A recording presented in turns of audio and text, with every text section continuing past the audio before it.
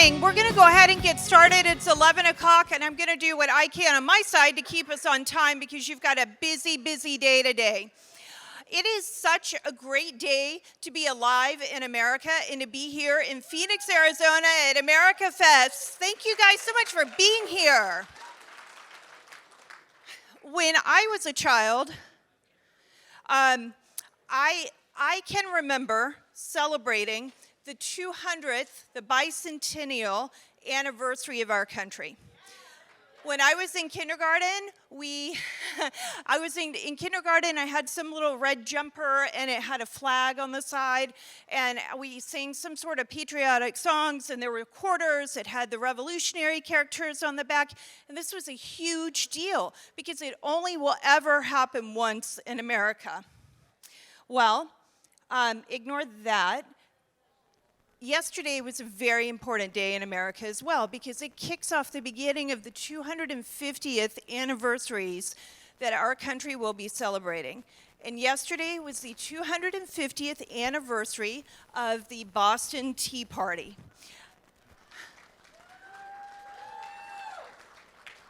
And we have a little video we want to show you so that you understand how Tea Party Patriots and Tea Party Patriots action ties into the Boston Tea Party. 250 years ago, strengthened by faith and a shared commitment to liberty, a small band of American patriots quietly boarded wooden ships at anchor and dumped 342 chests of tea overboard. The Boston Tea Party launched a revolution that created a new nation, dedicated to the proposition that all men are created equal. American liberty created economic prosperity that was the envy of the world. We are 5 days away from fundamentally transforming the United States of America. But then, our government lost its way, abandoned its mission, and became tyrannical. And a loud voice called for a new Tea Party. The government is promoting bad behavior. This is America. How many of you people want to pay for your neighbor's mortgage that has an extra bathroom and can't pay their bills? Raise their hand. Tell you what, I have an idea. Thinking of having a Chicago Tea Party in July. All you capitalists that want to show up to Lake Michigan, I'm going to start organizing. And we got to work. From all over the land, they came to make their voices heard. Can you hear us now? They came to make a point. They're gonna hear us. This is just the start. They came to make a difference. Patriots, stand with us and fight for freedom. Fight for our Constitution. Fight with us for the rights endowed by our Creator. Life, liberty, and the pursuit of happiness. Fight for a better future. 250 years ago, our forefathers dumped tea into Griffin's Wharf at the Boston Harbor. Let's dump some tea in the water! Not just to make an argument, but to make a difference. 250 years later, we're still fighting to make a difference.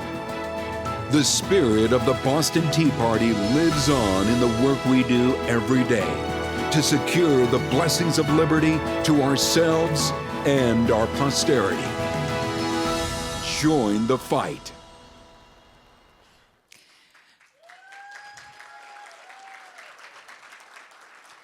So in 2009, about 24 of us answered the call that Rick Santelli had for us to have a tea party like our founding fathers did, and that launched the modern-day Tea Party movement.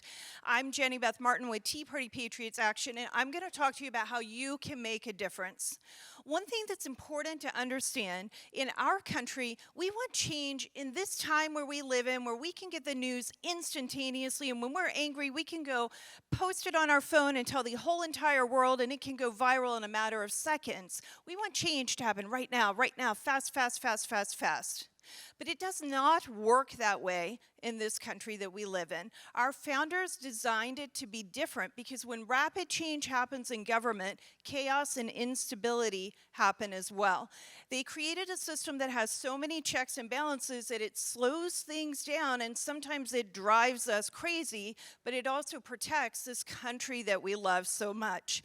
The Boston Tea Party was in 1773, and it took years before we actually had a constitution and the first president of the United States. And I encourage you to remember that, because the things that we're doing right now, it's going to take a lot longer than we want to be able to affect the change that we want to see. And there are problems. There's a reason we feel so desperate in this country right now. The inflation is on the rise. It's the highest it's been in 4 decades. Violent crime is rising all over the country in major cities. Illegal immigrants are surging across the border. War has broken out in Ukraine and Israel. And we can tell that Iran, Russia, and China sense weakness in America right now.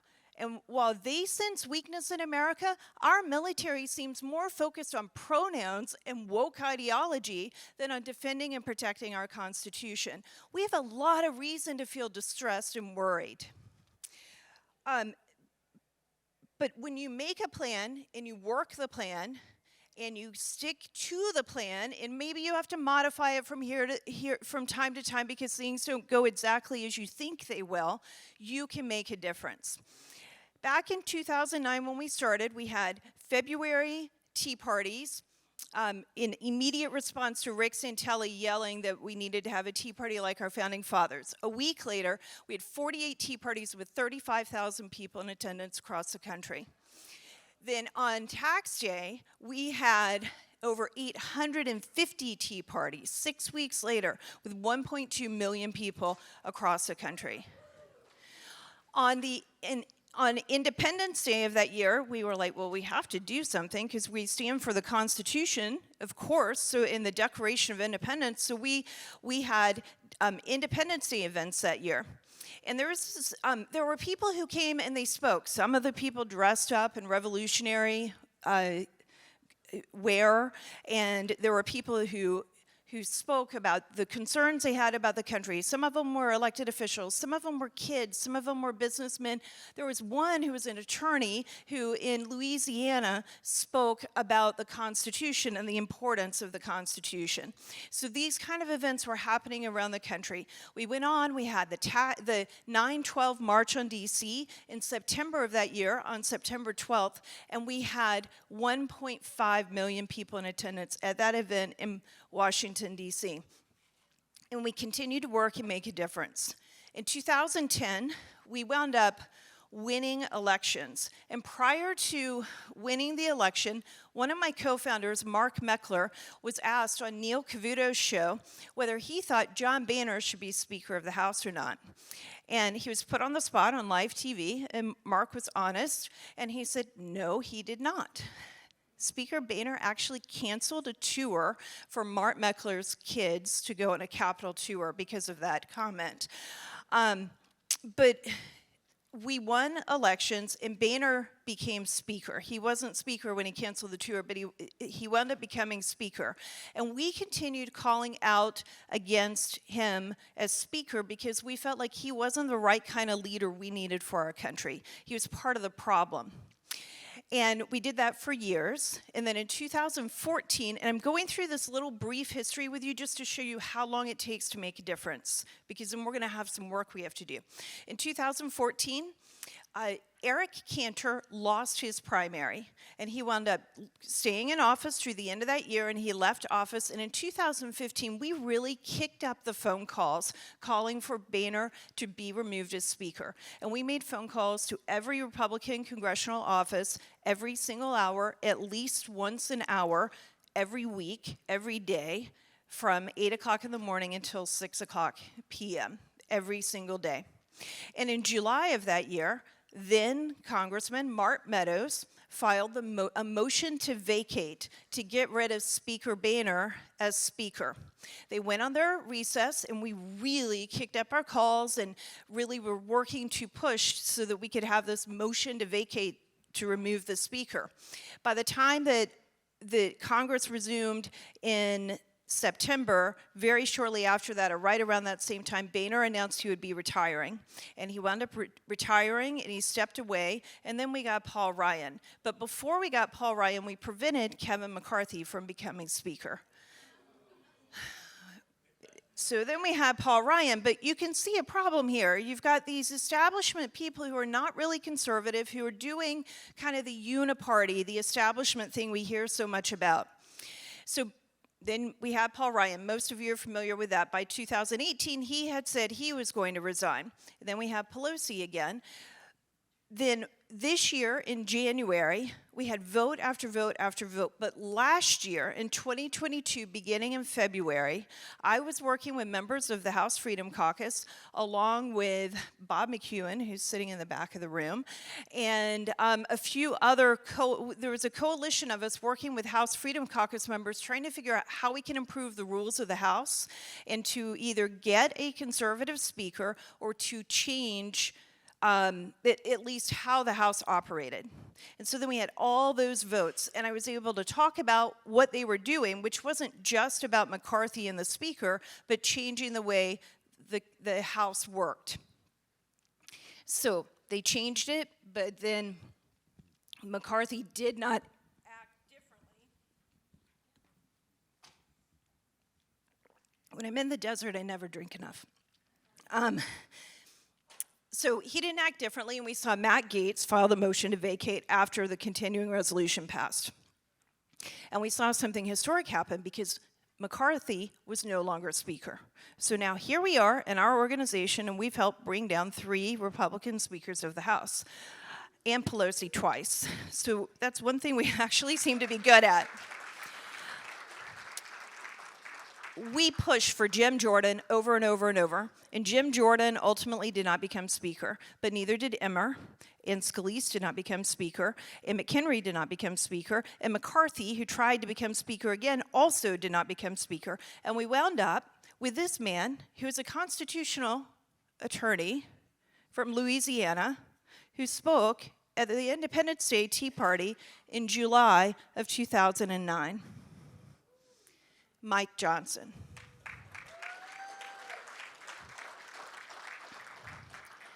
He spoke at the Shreveport Bossier City Independence Day Tea Party that year.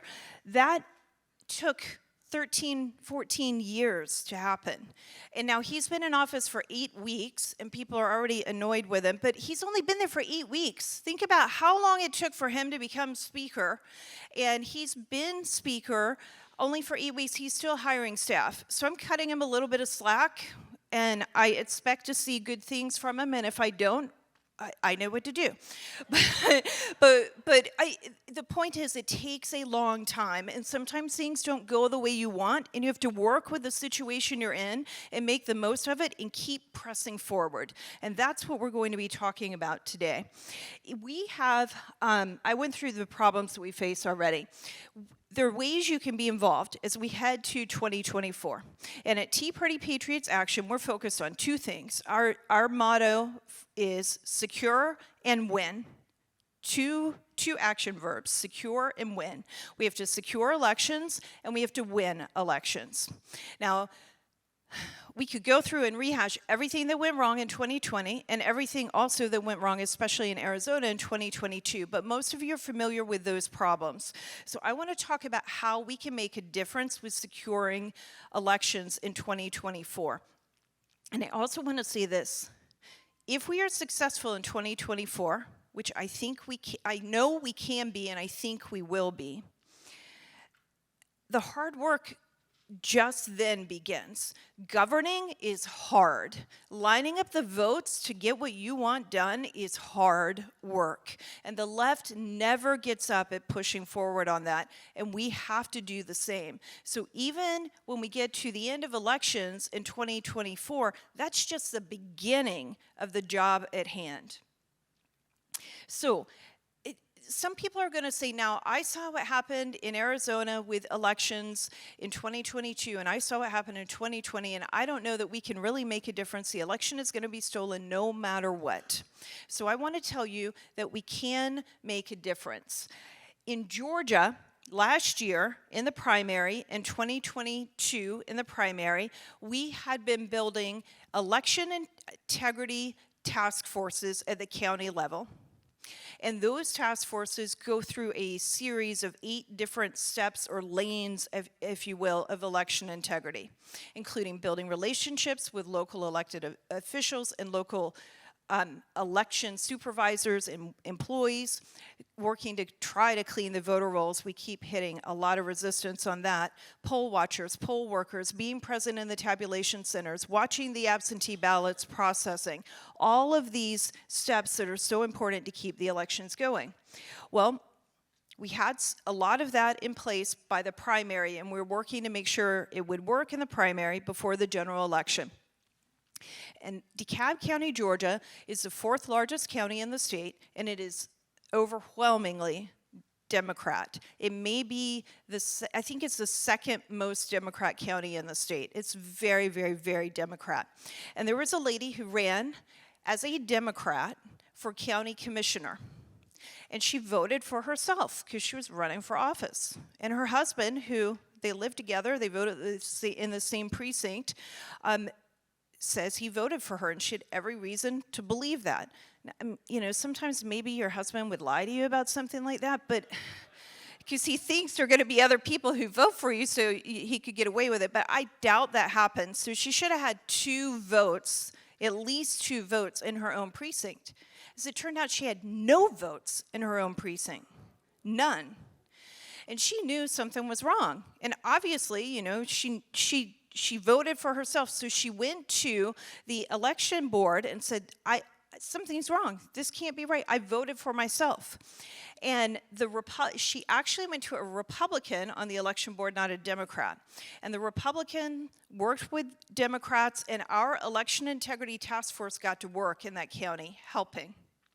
And one of the things that the Republican Party chairman, who also was the election integrity leader in that county, did prior to the primary, she reached out to her Democrat counterparts, so her Democrat county, the Democrat Party county chairman in that county, and talked about just starting to build a relationship with him, saying, look, we disagree on every issue and how we're going to vote, but we want to at least trust the outcome of the election. So I'm going to let you know what we're doing with poll watchers and poll workers, and just make sure that I'm communicating. So she opened those lines of communication up. It wound up being extremely important that she did that, because when this happened, there was a level of trust, and they knew that the Republicans were looking as closely as the Democrats in the county to make sure that they could trust the outcome of the election. So they recounted all the ballots, running them back through the scanners, and she still had 0 votes. So then they recalibrated it and did it again, and she still had 0 votes, and they knew something was wrong, because they all thought she should have had more votes because they saw her campaigning. So they wound up pulling the Election Integrity Task Force and other people from the community in and hand counting every single ballot for that race. As it turns out, she came in first, not last, and she was entitled to go on to the runoff. And she did, and it's a Democrat county, so when she won the runoff, she knew she was going to be the next county commissioner. She won the general election, and she is the county commissioner in DeKalb County, Georgia now. Now, it's good, but it's also bad, because you're sitting there going, wait a minute, there was something that was wrong. Now, what we do know about that particular race is that someone dropped off the ballot in the time that they were allowed to drop off the ballot. So they said they were going to run for office. They withdrew from running for office, and they did so in the time allowed by the law. Their name was supposed to be removed from the ballot, and it was, but it wasn't somehow else in the system that you couldn't see. So like on the ballot, it didn't show up in English, but in the QR code, it still was counting that. That's a human error that is exasperated by the fact that you can't read the QR code, but it was a human error with the person who is supposed to remove the person from the ballot. So when people worry about the machines and all the things that can go wrong with the machines, first, you're not crazy. Second, the fact is the systems are very, very complicated, and we need eyes on them watching all the time, because if we've got those eyes on them, when human error occurs, we're more likely to catch it and correct it. So that's a good thing, and they made a difference, and you can make a difference as well. So as we talk about election integrity, what we are doing, along with many other groups across the entire country, and Tea Party Patriots Action is not the only group working on this.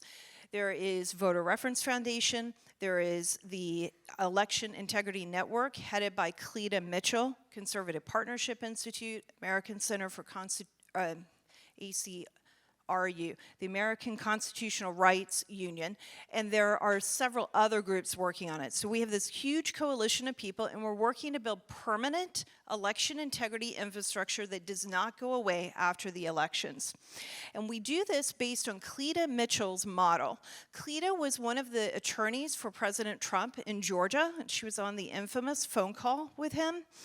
And she lives in North Carolina now, and she's one of the best election attorneys on our side of the political aisle. And so she's been working on election integrity for years, and she developed a plan for what local activists can do to make a difference, and how you can build a local election integrity task force in your county. And I'm going to go through the steps in that in just a moment so you have an idea of what one of those will do. Before I do that, I need to go through the 4 rules that Cleta gives. Now, because Cleta is an attorney, when she tells me these are rules that you need to follow, I pay very close attention, because she's looking out for me and doesn't want me to get in trouble. And also, as I'm going through this, I just want to point out we do have QR codes that we have a little postcard. I know I saw you guys getting them. If you can scan that and begin putting your information in while I'm talking, what that'll help you do is that we'll email you probably maybe tomorrow, but probably Tuesday or Wednesday, and we'll send you a handbook that has all the details for an election integrity task force. And also at the end of this program, we have Jeff Davis, who is right back there. We're going to be giving away a wireless headset to someone who fills this out in the room today. So make sure you fill it out. Okay, so she's got these rules. Always go in pairs. You never want to go alone. You always need someone who's there to kind of make sure you're doing what you're supposed to do and is a witness for you. The next thing, that's when you're going to talk to elected officials or the election supervisor or the board of elections, or if you're doing poll watching, any of it, you really want to have someone else with you. You need to have a buddy. The second rule is never get angry. Now, sometimes it's really hard not to, because you know the person who's talking to you is completely wrong and they're doing something they shouldn't be, and you know it's not right and you want to get mad. It doesn't matter if you want to, you have to hold it together and stay calm and cool. And there are a couple of reasons for that. The first protects you, because if you get mad and completely lose your cool, we live in this really weird society, and someone's going to grab their phone, and they're going to swipe it, and they're going to start recording you, and then they're going to post that on social media, and you're going to have your viral moment. And that is not a viral moment that you want, because you will look foolish for getting so angry. The second thing is that it will harm the reputation of your work, the work of everyone in your comm. So if you know something is wrong, what I urge you to do is to go to your car. Oh, wait. If you know something is wrong and you're getting really frustrated with someone, I recommend to people, because I'm from the South. We have a saying in the South. If they're really upsetting you, you just say, "Bless your heart." And then walk to your car and document everything, and document all the incidences. Now, last year, almost 2 years ago, so at the beginning of 2022, I did this presentation in Arizona, and someone down in Cochise County raised their hand, and they said, "Excuse me, when I get to my car, can I get angry then?" Absolutely. You can lose your cool in your car all you want. And then keep on smiling. And I try to tell a little bit of jokes. So you just want to keep on smiling. So those are the basic rules to remember as we go through the steps. So there are 8 steps for an election integrity task force. Now, at this point, we're in 2023, we're almost in 2024, and a lot of counties around the country have some sort of election integrity task force. If yours has that already, please do not go create another one. Go get involved with that group. And if they're not doing everything that I mentioned here, volunteer to do a section of this in that group. Instead of trying to start it again, it's very important when it comes to this, we work together within our counties, because we cannot overload the people who actually are paid to administer the elections with thousands and thousands and thousands of questions from us. They're not going to be able to answer them all, and we won't ever get the answers we need, because they actually have to be able to do the job at hand, which is to administer elections. So step 1 is to build a presence in the local election office. And you want to do that. What you want to do is to make sure that you are ever present in the election office. So that could be the Board of Supervisors, it may be your county commissioner, it may be the Board of Elections. You want to be there to to be in their meetings, build relationships with them, and to learn things that can only be learned by seeing or hearing them firsthand. So the commitment as you're building an election integrity task force of the task force is to make sure that every decision that is made by the election office will be made in the presence of at least two people from your task force. So as they're deciding how they're going to vote, what temporary staffing companies are going to hire, the days of early voting, the time of early voting, all of that, you want to be there watching and hearing and listening to it. If they're talking about problems, you want to hear what the problems were, because it may alert you to the fact that they're solved or they're not solved. Step 2 is researching the local election office. Now, the first step is about building relationships. The second step is about more about processes. So you're looking at the contracts, you're researching the contracts that they have, you're looking at the procedures that they use, and you're looking at all the processes in place in that county election office. In Georgia, after the 2020 election, volunteers started researching the elections in Fulton County, Georgia. They found out that there was a temporary staffing firm that had been used for the elections that had financial ties to Stacey Abrams. So that was very concerning to all of us, but we learned it afterwards. So now we know the temporary staffing firm contracts are coming up right now for next year, and people are in those meetings watching it, trying to figure out who they are and how they're going to be involved. So we're ahead of the game right now compared to where we were in 2020. So you want to make sure that you are using your state's freedom of information laws. It could be open record requests, public record, open books laws, whichever they may be, to research and understand and convey to the people in your task force how the election office operates from a process perspective. Step 3 is understanding the local mail and absentee ballot systems. Now, this is where you learn the procedures and identify potential problems and issues with the mail and absentee ballot system.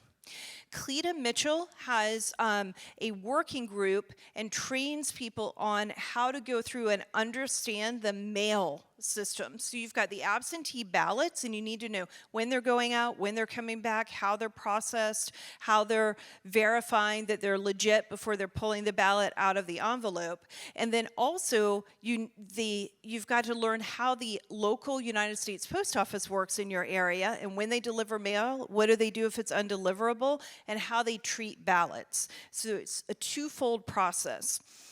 So you want to make sure that your committee, your integrity task force, your election integrity task force develops a team to follow the absentee ballots from the moment people are requesting them to when they're mailed, to the return, and then as they are actually counted.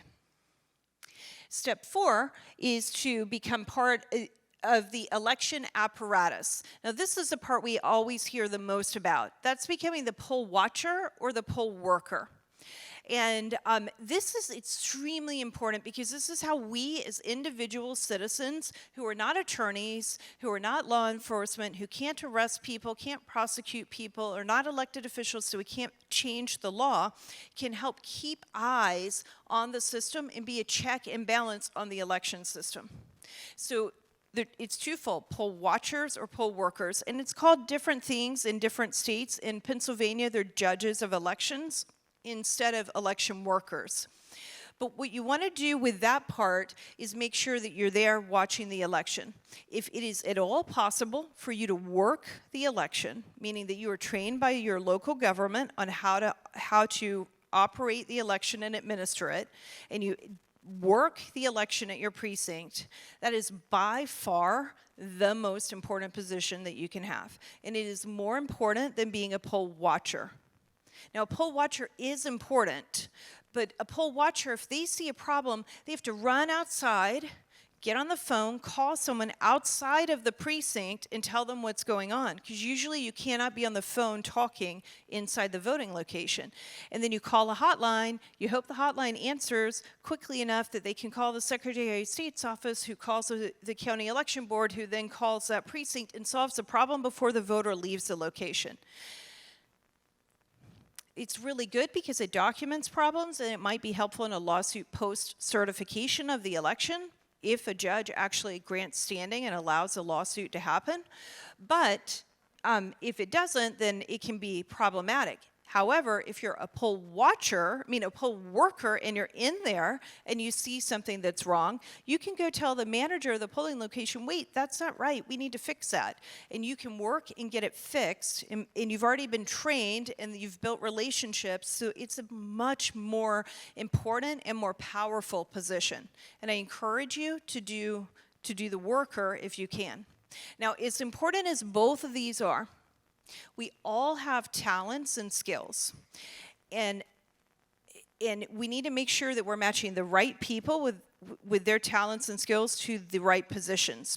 If you cannot stand up or sit down in a location and not talk and potentially have to be off your phone the whole entire time you're in the location, if you're incapable of doing that, you need to find a different job, okay? Because you do not want to get in trouble, because we just need to make sure we're matching the right skills and talents with people. And it's very important, and those you have to usually be very, very quiet. And there's so much more work to do that if you can't do that, we still have a lot of work for you to do. Cleaning the voter rolls and list maintenance is incredibly important. Now, in Pennsylvania, Michigan, Georgia, Wisconsin, and Arizona, and Nevada, they all have groups who are working on cleaning the voter rolls already. So what I would recommend that you do is that you plug in with those groups rather than trying to start from scratch. They're running into problems getting the voter rolls cleaned, but they've already done a lot of work, so I encourage you to just plug into a group that is already existing and that is working on that. The one thing that I do want to tell you is that if you decide you want to work on cleaning the voter rolls, and you're given a task of going to talk to a voter to say, hey, do you really live here? Whatever it might be, to verify the voter is who they say they are and lives where they say they live. Make sure that whatever the script is that is given to you to do that it has gone through an attorney, and an attorney approved it, and you follow that script and do not deviate from it. And I say that because we live in a time where the Department of Justice is going after people, and I'm concerned that they may come after people in this one for attempting to suppress voters. And I don't want you to run into that kind of trouble. So make sure when you're working on this that you're checking with attorneys. Protecting vulnerable voters is so incredibly important. This can be the people who are in nursing homes, or it could be people who are blind who can't see a ballot, or it may be even people who live overseas and have to rely on someone else to make sure that their ballot is being cast appropriately. So it's individuals who have to trust someone else to listen to the voter's will and then cast a ballot according to the will of the voter. And it's kind of a leap of faith, especially if you can't see, or you're older and maybe you can't read it all or you just need help filling the ballot out. It's extremely important that the voter's will is voted and not the will of the helper. The American Constitutional Rights Union, ACRU, I always want to get it confused with ACLU, but it's ACRU, has a great program. They train people on how to do this. And I want you to plug in with that, especially if you have a gift for helping people who are elderly and senior citizens. It's a great way to be able to help them and also to protect our elections. So you can do that at protectvulnerablevoters.org. Then the next step is learning how the election systems operate.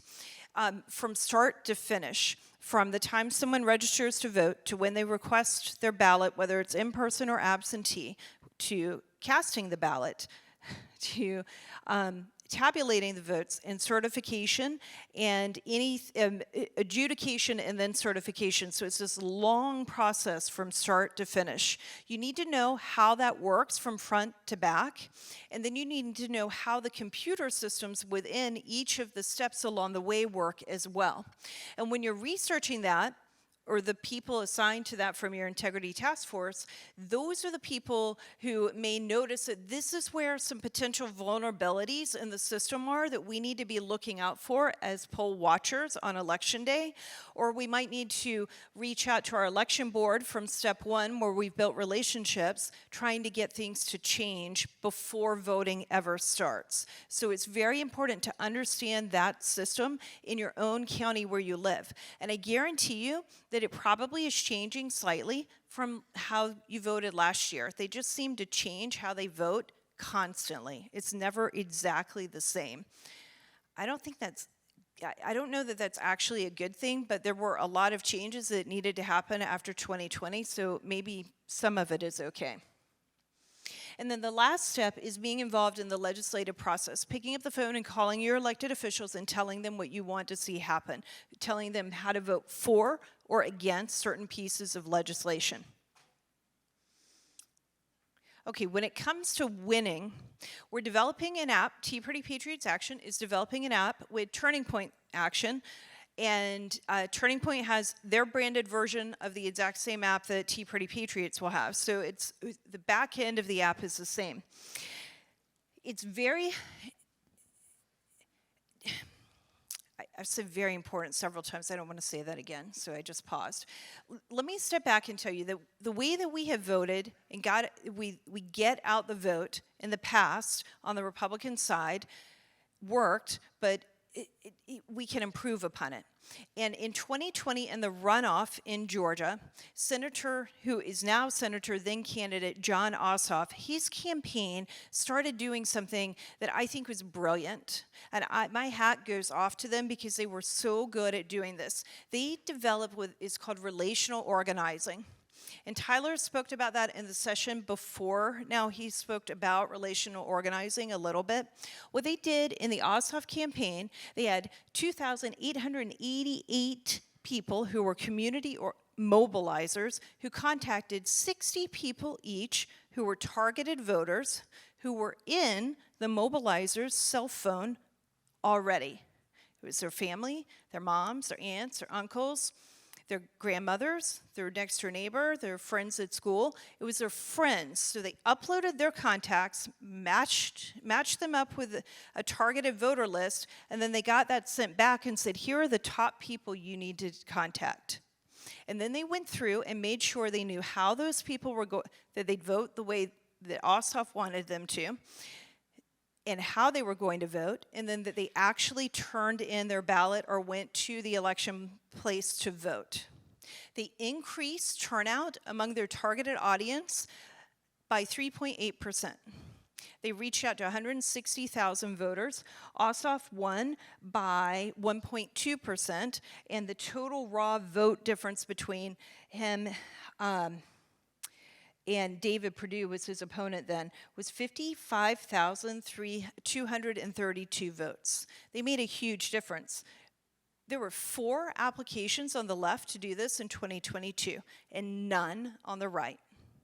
And in January of this year, I met up with Tyler and I was saying, we've got to do this software. I've been researching it. We've got to do this. And he said, Jenny Beth, I'm already working on it. We're working on it at Turning Point. And I said, well, let's work together.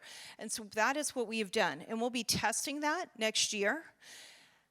And there'll probably be some bugs, so you'll have to bear with us as we work through those. But by November, by October, because voting will be starting in September and October, depending on where you are in the country, we're going to be ready to do relational mobilizing.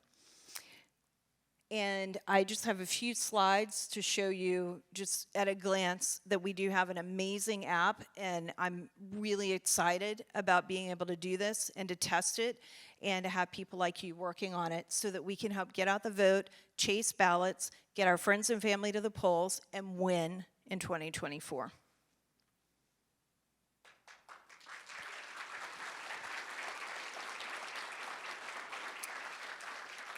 Okay, I can take probably a few questions for about 5 minutes, and Jeff is going to do the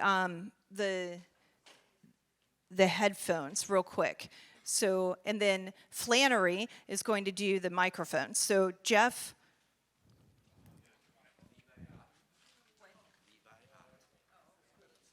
Leviat.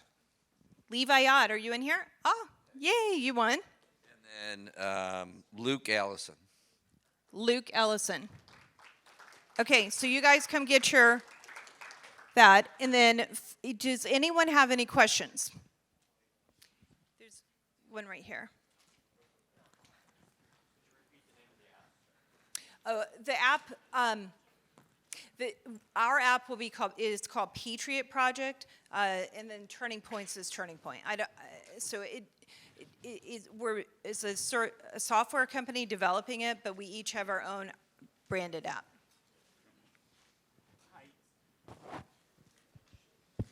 This one. Hi. Earlier you mentioned a number of organizations that are helping in this regard.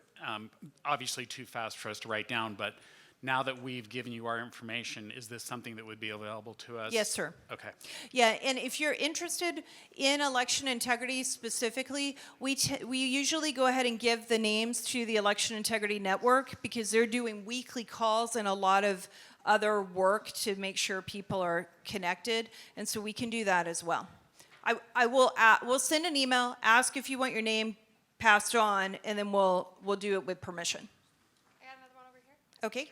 Yeah, I was part of an election integrity group in Ohio, and it is definitely a messy thing, and I want to just reiterate what you said about getting angry, because it's difficult when you walk into a board of elections, and you know that you know the law better than the ones behind the counter, so yeah, that's very important. But why is there no focus on paper ballots, one-day voting? And we seem to, our election integrity is very focused on working around the system that we have instead of moving away from the machines. No, I'm not saying that we should not move away from machines. I never said that, but you're right. My focus isn't on that right now. And it's because there's no way the law is going to change here in Arizona or in Pennsylvania or in Michigan or in Wisconsin or in Nevada before November. It's just not going to. In Georgia, there'll probably be a few small changes to the election law, but not what we want to see. And I'm not okay with that, but do you remember how long it took for Mike Johnson to become speaker, and we still don't know exactly how that's going to completely turn out? It takes a long time to get to win legislatively. We have to win electorally so that we can affect the change that we want legislatively. And that's why I said we have to secure and win, and then the work actually begins. All of this, we're going to go nonstop, 24/7. We're meeting the weekend before Christmas. Next week is Christmas Eve, and instead of being home with our families, we're working on this, and it is going to be nonstop for the next year, and that's just the beginning. And then if we actually win, we'll have to double up on the nonstop. I'm not even sure how. We'll have to buy like 10-hour energy drinks instead of 5. Okay, I think I could do one more very quick question, and then we'll end. Yes, sir. So I know Mike Lindell is one of our speakers coming up. Yes. Are you guys working together with him? I have worked with him. I know he's got the new software that he is pushing, and I think that's very important so that you understand what's happening, especially with the technology within the polling locations. So I'm not working with him day in and day out, but I know him, I'm in touch with him, and I do think that we need to be doing that as well. All right, thank you guys for attending the general session, or the breakout rooms. General session is starting, and we have the executive hall, exhibitive hall open as well. Thank you, everyone.